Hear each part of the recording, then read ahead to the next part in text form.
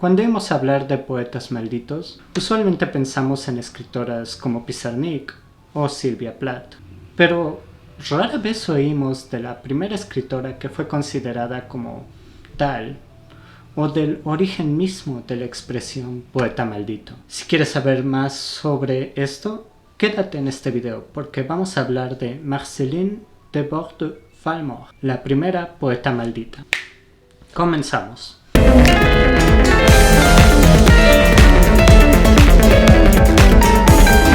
Empecemos por lo primero.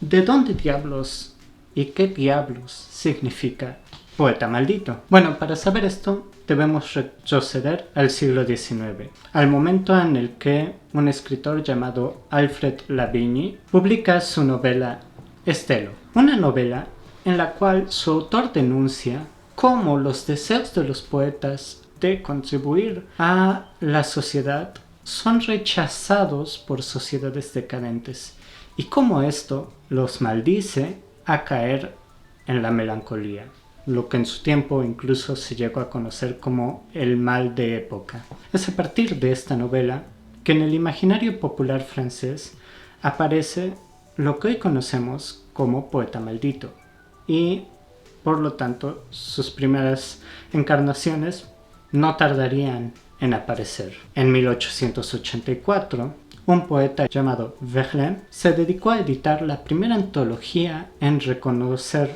oficialmente a 6 autores como los primeros poetas malditos.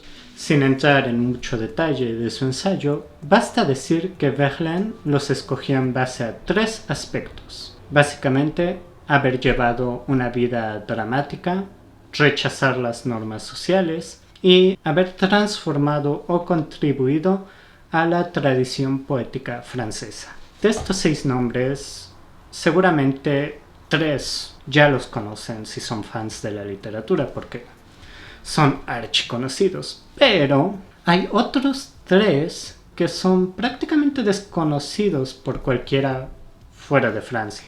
Y de entre ellos, el caso de Marceline llama bastante la atención porque sus contribuciones a la poesía recuperaron toda una forma de versificar que tenía siglos sin ocuparse e incluso llegó a ser una inspiración para sus colegas de renombre, aquellos que conocemos y nos salen hasta en la sopa. Y para entender por qué no hemos oído hablar de ella, hay que revisar un poco la historia de su vida y de su obra. Marceline de Vorde-Valmore nació en la región de Douai, pero en sus primeros años de vida tuvo que mudarse junto a su madre y vivir en la isla caribeña de Guadalupe, debido a la ruina financiera que siguió a su padre durante la Revolución Francesa.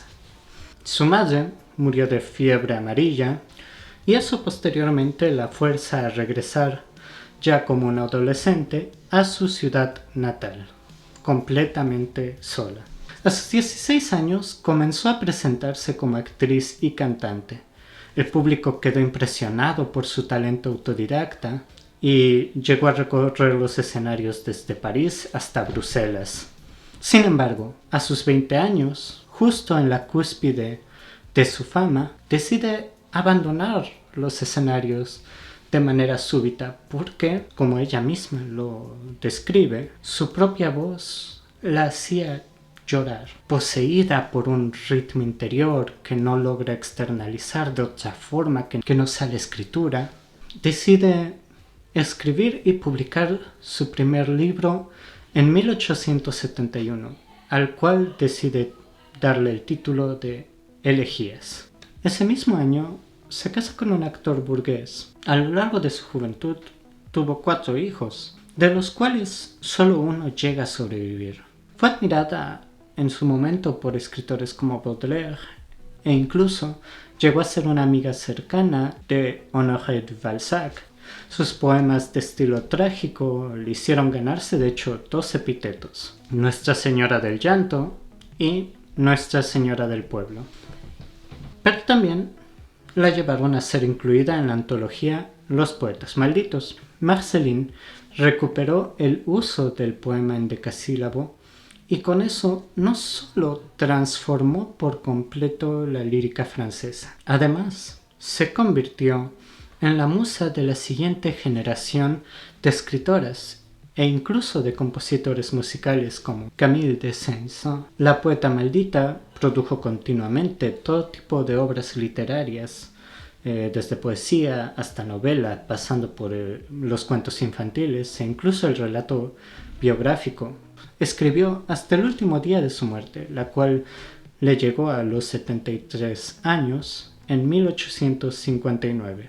Ahora que ya hemos hablado de su vida, pasemos a comentar sus contribuciones, porque si bien autores como Rimbaud o Verlaine son amados por haber vivido todo tipo de aventuras y dramas, el caso de Marceline es diferente, y quizás no es tan hablado no solo por el hecho de que es mujer, sino por el hecho de que no es tan espectacular, en el sentido en que el contenido emocional de su obra no viene de delirios y viajes, sino de una mujer que se rehúsa a ser reducida a ser madre o ser esposa y ya. Su apuesta llega a ser la de mostrar su feminidad en todos sus aspectos, sin rechazar ninguno, incorporándolos todos en la complejidad de su persona. En su obra podemos encontrar poemas escritos con el corazón ensoñado de un adolescente que siente nostalgia por su casa, pero también con la tristeza de una madre en duelo, o incluso con el deseo de un amante lleno de secretos. En ese aspecto, se podría hablar de que una causa de su falta de popularidad es una cuestión de género. Nos enamoramos más de un tipo de historias que de otras. Aspiramos más al rebelde escandaloso que a una mujer multidimensional. Otra de las razones por las que fue incluida en la antología de Verlaine fue su formación autodidacta. A otros autores de su época, de hecho, les asombraba, con cierta condescendencia, hay que decirlo, el hecho de que ella escribiera tan bien sin haber recibido una instrucción formal. Y de hecho, la clave de la innovación que Marceline significó para la tradición poética proviene de su trayectoria como cantante y actora, porque lo que ella logró fue recuperar el uso del endecasílabo, y lo hizo a partir de escuchar el ritmo de la respiración a la hora de hablar en el teatro. Si bien esto parece raro para los hispanohablantes, porque en nuestra lengua el alejandrino es uno de los versos más comunes, en el francés no es lo mismo, y esto se debe a la manera en que ambas lenguas se articulan fonéticamente. Sin entrar demasiado en los detalles, exploremos esto de forma más tranquila.